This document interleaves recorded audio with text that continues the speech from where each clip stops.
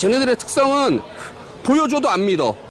두 장의 사진을 준비했는데 너무나 다른 권양숙 여사님의 표정입니다. 오른쪽 사진은 사진 기자가 찰칵하는 순간 하나 둘 셋 애쳤을 것인데 권양숙 여사님의 표정은 그리 밝아 보이지 않았고요. 자, 왼쪽에 있는 사진은 정청래 의원님을 바라보고 있는 권양숙 여사님. 상당히 행복함을 느끼는 그런 표정이죠. 자, 덥다며 부채질까지 해주는 모습도 눈에 띕니다. 전대가 끝나고 일주일이 지났습니다. 그런데 휴유증이 상당히 심각합니다. 온라인에서는 징글징글한 갈라치기에 시달리고 있고요. 저 또한 애는 아닙니다. 주간 경향 기사를 보면 정청래 파김치 먹방, 대통령 파면 암시? 물음표 찍혀 있지만 뭔가 이게 의도성이 있는 제목이다. 자, 원본 영상을 추적해 보니 이 영상은 예전에 찍었던 영상. 자, 팔을 들면서 1번 외쳤던 영상이고, 그런데 이걸 재가공해서 유잼파리들이 과거 영상을 재편집해서 음성까지 집어넣어서 전환결 TV를 보면서 파김치를 먹는 정청래 대통령 파면 암시? 자, 이렇게 의도성이 있는 영상이었다는 것입니다. 굳이 기사를 쓰면서 공론화시키는 장면이죠. 또 다른 주간 경향의 기사, 친청계 2028년 다음 총선 안심 못한다. 주목, 강북을 마포가. 그래서 이제 강북 의뢰는 이게 커뮤니티에 돌아다닌다고 합니다. 강북 의뢰는 박용진진을 넣어서 한민수를 떨어뜨리고, 자, 그리고 마포갑에는 노웅래를 넣어서 이지은을 떨어뜨리자. 이런 이제 글들이 나고 돌아다닌다고 해요. 비교할 걸 비교해야지 어떻게 박용진하고 한민수 의원을 비교합니까? 그리고 어떻게 노웅래를 이지은 위원장하고 또 비교합니까? 노웅래의 과거 발언 하나 보여드려요. 노웅래 부당한 공천 개입에 그까지 싸울 것 안되면 탈당불사. 자, 노웅래 이재명 대표를 포함 다른 사람 혐의는 10배, 액수도 몇십 배이다. 자기도 그럼 먹었다는 거 아닙니까? 그리고 오래전 기사인데 참여정부 언론개혁 반대했던 언론인 출신의 이낙연, 박병서, 노웅래 뉴스프로 이전 기사입니다. 어떻게 이런 사람을, 자, 진짜 찐명 이지은 위원장하고 비교를 하죠? 개혁파 아닙니까? 또 개혁파? 자, 팀 정청래이기도 하고 어떻게 이런 사람을 이지은 위원장하고 비교하죠? 제가 볼 때 이들의 정체, 누잼팔들의 정체가, 친석계들의 정체가 이제 어느 정도 드러났다, 이런 생각이 듭니다. 그동안 왕수박으로 시작해 신천지, 박명수계까지 정말 이어지는 언어 프레임, 이는 모두 자신들에게 해당되는 단어를 정청래, 유시민에게, 그리고 우리들에게 적용해 나가면서 자신들의 약점을 세탁한 것이죠. 이거 전략 아닌가요? 지금까지 보여주고 있는 모습에서 어느 쪽이 진짜 수박인지 여러분, 이 영상을 보신 여러분 이제 어느 정도 감이 오시죠? 그리고 더 심각한 부분은 이 두 명 말고도 누잼팔들이 정청래를 지지한 모든 의원들을 찾아내서 반명으로 규정하고, 자, 리스트를 적어서 그 지역구에 누구누구를 꽂으면 된다는 식의 이제 글들도 막 보이기 시작합니다. 이들의 갈라치기는 정치인들에서 끝나지 않고요. 이하늘 가수님에게까지 뻗쳤습니다. 유시민한테 이용당한 거 아닌가요? 이런 질문이 나왔는데 이하늘 가수님의 일침 들어보겠습니다. 유시민 작가에게 이용당한 것이라 생각됩니다. 그래서 안타깝습니다. 힘내시고 형님의 소신 발언하세요. 요거 조금 틀려요. 제가 전화드렸어요. 앞에 말한 이유처럼 제가 전화드렸어요. 유시민 작가님이 저를 이용하거나 저를 제 방송에 나와서 물타기 하려고 한 게 아니라 제가 그냥 형님 머리 좀 식혀드리고 싶어서 머리 좀 식혀드리고 힐링 식혀드리고 싶어서 우리 가서 낚시도 하고 맛있는 거 좀 먹어요. 제가 한 거예요. 형님 오징어 만나러 가시죠. 가서 맛있는 안주에 한라산 한 잔 어떠세요? 그랬더니 언제? 이렇게 오셨어요. 그래서 태풍 지나가고 가시면 좋을 듯 합니다. 요런 식으로 시작된 거예요, 여러분. 오해하지 마세요. 유시민 작가님이 저를 이용했다는 소리, 그런 말을 하지 마요. 그냥 여러분, 뇌피셜이에요. 아니, 이게 카톡이잖아요. 제가 보여드렸잖아요.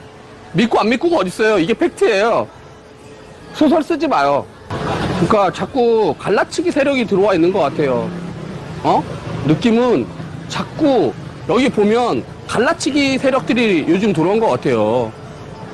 보여줬잖아. 쟤네들의 특성은 보여줘도 안 믿어.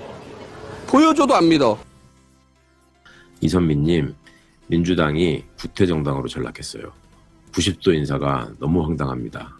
예, 이게 좀 그쵸? 무슨 조폭 인사냐, 이제 이런 비판들을 많이 받고, 이거에 대해서 또 김민석 대표도 좀 과했던 것 같다. 다른 방안을 좀 생각하고 수정하겠다, 이런 취지로 얘기를 했는데, 그러니까 김남준 의원이 홍보위원장으로 새롭게 지명된 홍보위원장으로서 뭐 45도 인사를 하면서 시작하자라고 얘기한 거를 당대표가 90도로 하자, 이렇게 얘기했다 그러죠.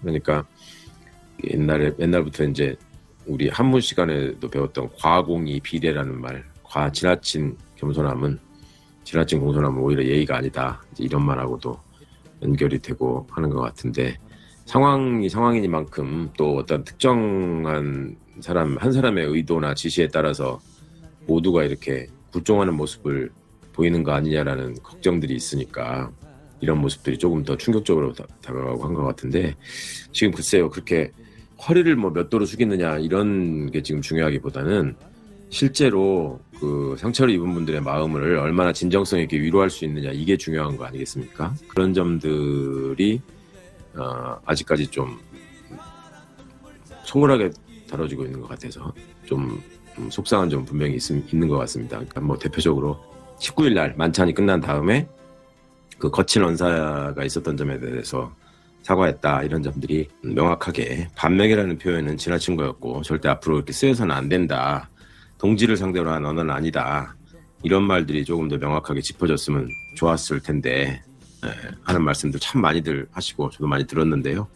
그런 부분들이 허리를 뭐 45도 굽히느냐 90도 굽히는 거냐보다 훨씬 더 중요한 것 같은데, 그런 부분에 대한 어떤 중요도의 차이를 아직도 잘 느끼지 못하고 있는 거 아니냐 하는 점에서 좀 아쉬움들이 있는 것 같습니다. 자, 요즘 이재명 대통령에 대해서 물음표를 다시는 분들이 제법 되실 것 같습니다.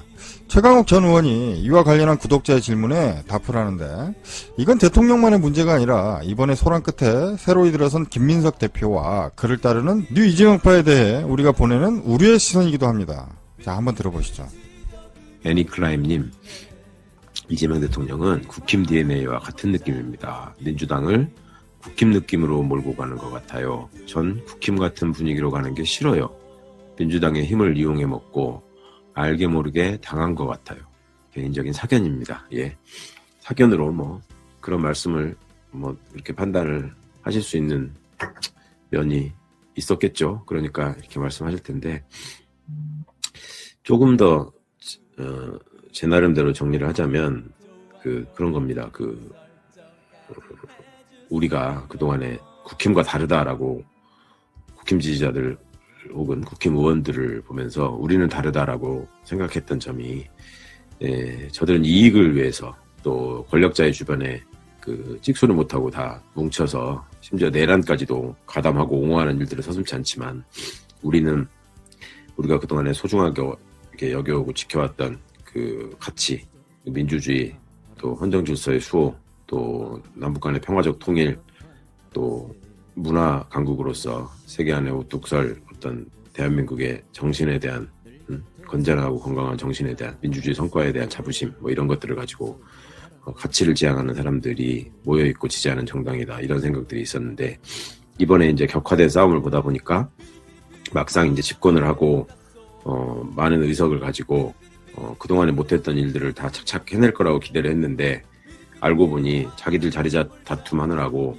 이게 도끼자루 썩는 줄 모르는 일이었구나. 그 과정에서 심한 말도 오가고 지지자들의 마음을 잘 고려하지 않는 것 같은 모습들이 보이니 너무너무 실망했다, 뭐 이런 말씀이시지 않을까 합니다. 그 민주당이 이익 앞에 가치를 저버린 거 아니냐, 이제 이런 비판에 대해서는 두고두고 지금 새 지도부가 민주당에서 뭔가 새로운 길을 열어가고자 마음을 먹었다면 두고두고 마음에 새겨야 될 비판이라고 여기고요. 이 부분에 관해서 저도 좀 참 고민이 많고, 어떻게 특히 우리 청년들의 마음에 다가갈 수 있을지, 이런 점들을 진짜 진지하게 고민해야 한다. 그러니까 그간의 기성세대가 보여왔던 그 독재를 몰아내고 민주주의를 지켜온 과정에서 우리가 소중하게 생각했던 가치나 상황, 이런 것들이 모든 것을 설명해 주진 않는다. 그리고 모든 이익에 우선해서 그걸 덮을 수는 없다라고 하는 점이 현실적으로 지금 드러나고 있는 거죠. 그렇다면